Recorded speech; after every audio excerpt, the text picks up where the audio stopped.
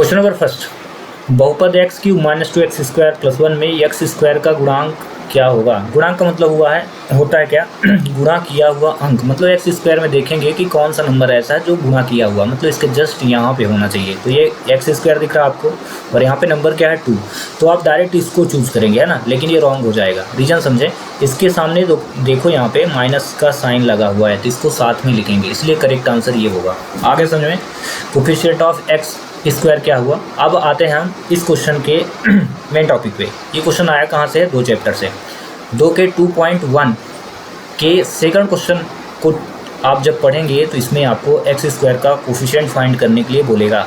तो आपसे अनुरोध है कि जितने भी बच्चे इनको देख रहे हैं इस क्वेश्चन को तो सॉल्व करें, साथ ही साथ प्रैक्टिस करने के लिए आप 2.1 के सभी क्वेश्चनों को ज़रूर सॉल्व करें, क्योंकि ऑब्जेक्टिव क्वेश्चन वहाँ से आया था तो पुनः आएगा। साथ ही साथ आपको बता दें कि जैसे वीडियो कंप्लीट होगा तो एक क्वेश्चन आपसे पूछा जाएगा इन्हीं क्वेश्चनों से रिलेटेड, तो प्लीज़ आप लास्ट तक इन क्वेश्चनों को देखें।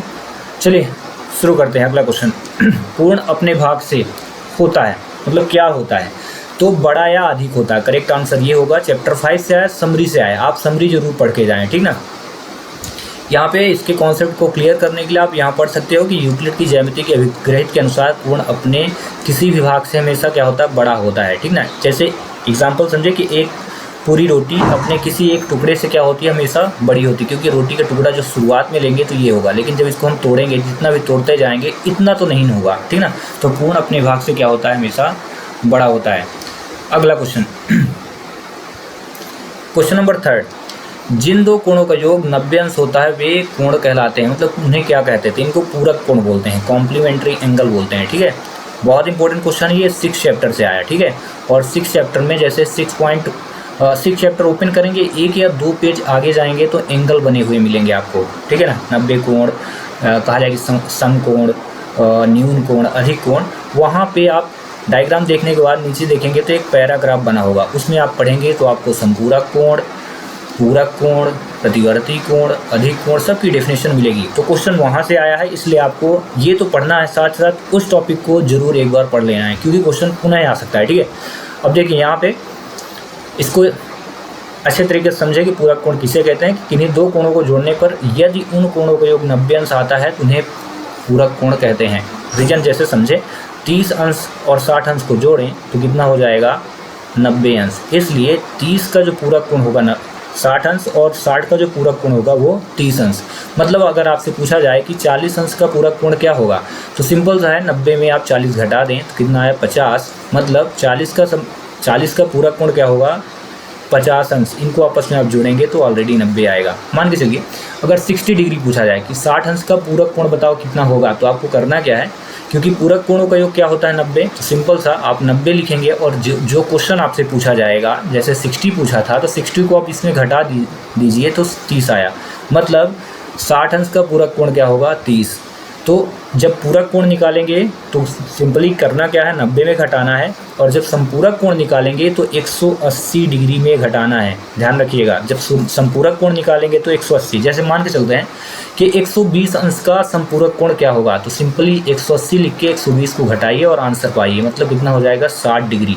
यानी 120 का संपूरक कोण क्या होगा, 60। वहीं 60 का संपूरक कोण क्या होगा, 120। एक दूसरे का अपोजिट होते हैं, ठीक है। आई होप कि ये क्वेश्चन आपको समझ में आ गया होगा। अगला क्वेश्चन करते हैं।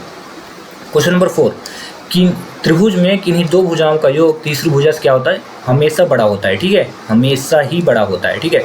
आप यहाँ पे समझ लें, त्रिभुज की जो रूल है, किन्हीं भी दो त्रिभुजों की लंबाइयों का योग हमेशा तीसरी भुजा से क्या होता है, बड़ा होता है।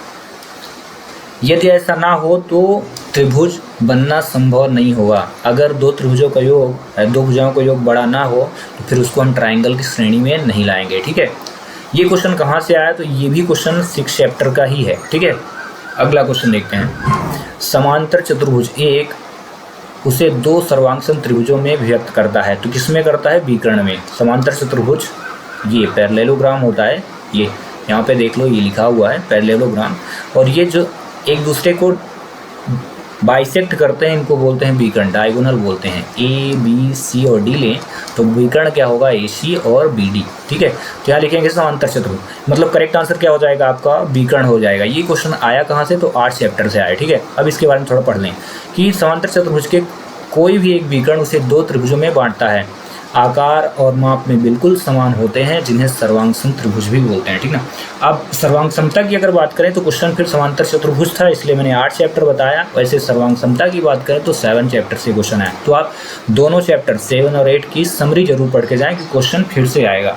अगला क्वेश्चन, और इस लेक्चर का ये लास्ट क्वेश्चन है, ठीक है। लिखा क्या है, वर्ग अंतराल 90 से 120 का वर्ग चिन्ह यानी क्लास मार्क क्या होगा आपको बताना है। तो आपको बता दें, जब भी वर्ग चिन्ह पूछा जाए तो उसके लिए ये लास्ट चैप्टर से आया है। जैसे ही आप लास्ट चैप्टर ओपन करेंगे मैथ का तो 1 या 2 पेज बाद देखेंगे वर्ग चिन्ह लिखा होगा मोटे मोटे अक्षरों पे, फिर उसके बाद उसका फार्मूला और डिवाइड पे 2 लिखा होगा। मतलब वर्ग चिन्ह किसे कहते हैं, अधिकतम माप और न्यूनतम माप के योग का अगर आधा कर दिया जाए तो वर्ग चिन्ह निकलता है, ठीक है। तो इसका आंसर जब निकालेंगे तो 90 + 120 आपको करना है डिवाइड 2, तो कितना हुआ, 9 2 11 1 1 2, 210/2। इनको जब डिवाइड किया तो कितना आया, 105, यानी करेक्ट आंसर क्या हो जाएगा, 105। तो ये टॉप 5 क्वेश्चन के साथ एक एक्स्ट्रा यानी टॉप 6 क्वेश्चन है कंप्लीट।